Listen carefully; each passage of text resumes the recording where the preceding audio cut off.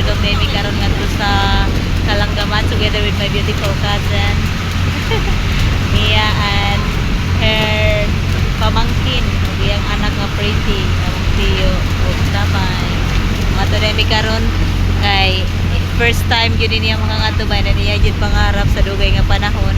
By the way, daghan kami kauban kay timing jud kay ba nakasabay Manila kay kung dili gyud na mo sabay igo-igo gyud ang mabayaran baga mahimo mong pakyaw.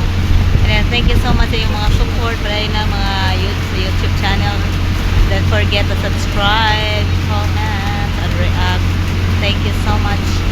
And I will tour you again sa Kalanggaman Island. And thank you so much sa inyong suporta. And God bless everyone.